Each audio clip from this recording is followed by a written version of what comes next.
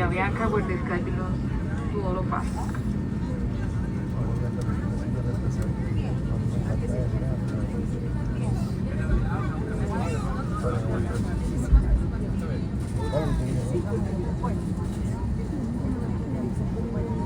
A partir de este momento está disponible nuestro sistema de entretenimiento a bordo, Avianca On Air.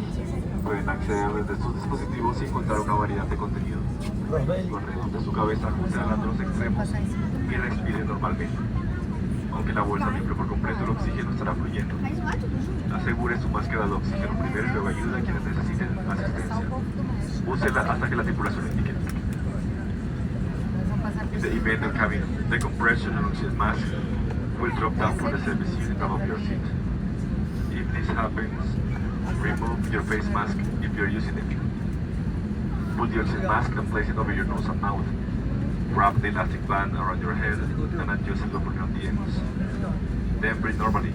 Even if the bag does not fully inflate, oxygen will be flowing. Secure your own oxygen mask first and then help those beside you who need assistance. Wear the mask until the crew instructs otherwise. En caso de una evacuación en agua, el chaleco salvavidas está debajo de su asiento. Para utilizar just release of smoke, gases, heat, or if they slide between seats. Do not handle them and contact immediately cabin crew for assistance.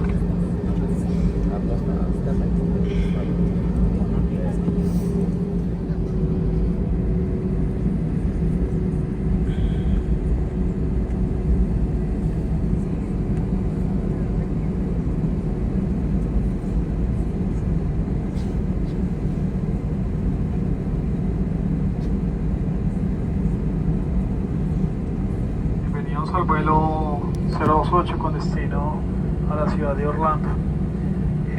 Remolcamos un par de minutos antes de itinerario. Sin embargo, el taxeo se ha prolongado más de lo normal debido a la alta congestión en el aeropuerto del Dorado. Inicialmente éramos turno 11 para el despegue. En este momento somos turno 2. Creo que en un par de minutos ya logramos iniciar con nuestro vuelo, una vez estemos en el aire 3 horas 45. Buenas condiciones meteorológicas. Por favor, relájense, disfruten del vuelo, sigan atentamente todas las instrucciones del personal de tripulantes de cabina por su seguridad. Les damos gracias por escogernos como su opción de viaje y espero que vuelvan a volar pronto con nosotros. Tripulación, próximos a despegar la vuelo.